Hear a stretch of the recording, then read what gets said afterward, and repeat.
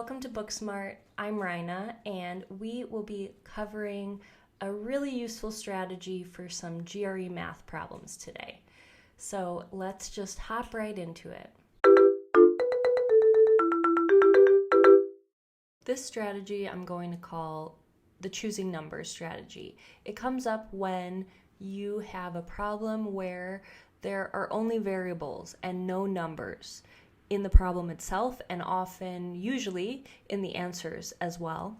And so it can be really difficult to think abstractly. I'll talk about that more when I get into some examples, but the goal here is to be able to remove the confusion or the extra stress of having to think in terms of X and Y and replacing it with numbers that are much easier to actually see what's going to happen if I add 3 and 5 versus X and Y. So let's look at our first example now. So the first thing that's important to remember is that we can choose any numbers we want, but they have to fit within the parameters of the problem. So in this problem, we see that R, S, and T are 3 consecutive odd integers, such that R is less than S, which is less than T. So, for example, R could be 1, then that means that S would be 3 and T would be 5. Because then we have 3 consecutive odd integers, and R, S, and T have the correct relationship here. So I'm going to call these my numbers, and now we're going to plug them into our 2 quantities to try to solve. So for quantity A, I have 1 plus 3 plus 1 equals 5. And for quantity B, I have 3 plus 5 minus 1. So 8 minus 1 equals 7. All right.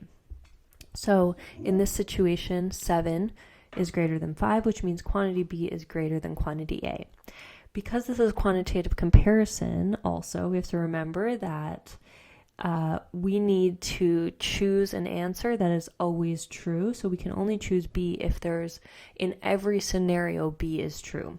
And this is the hard thing about this strategy, is that we generally, or often, I should say, need to do a second set of numbers to make sure that what we saw in the first try is going to work with another set of numbers that we make up.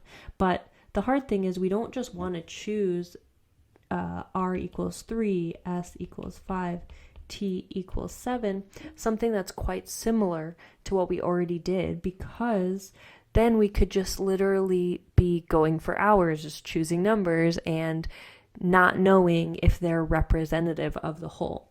So what's really helpful is to think in extremes. So what I mean is I'm going to start with numbers that are easy to work with, like 1, 3, and 5, and then maybe my extreme, in theory, could be to go to really large numbers. So if we started R as 1, maybe we would do a version where R equals 101, S equals 103, and T equals 105.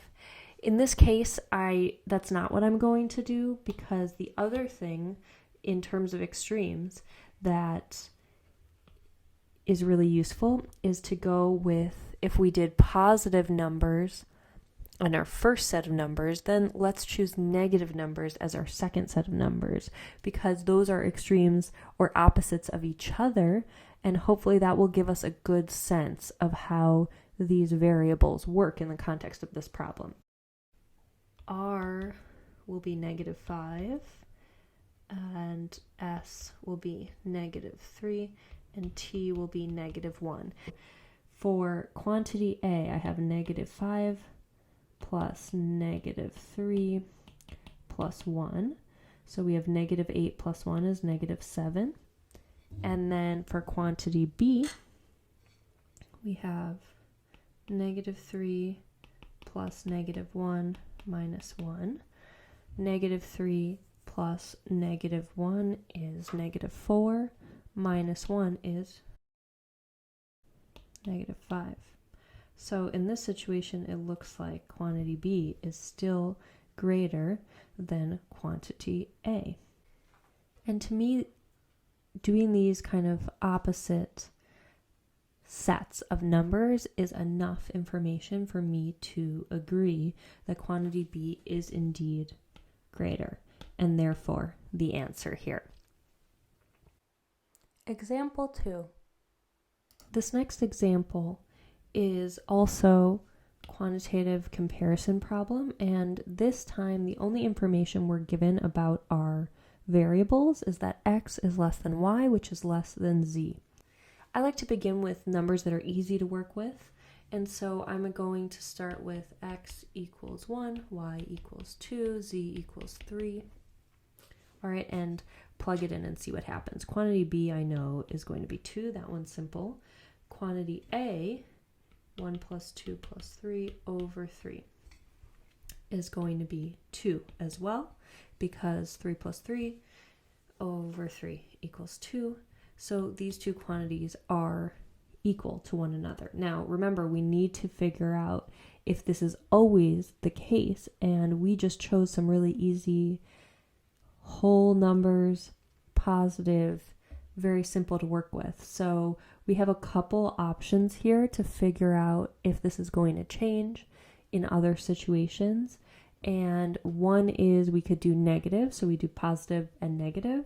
Another way to go for extremes would be to choose whole numbers and then fractions. So let's choose fractions here just to see what's going to happen with that. If x is 1/4, y is 1/2, and z could be 1.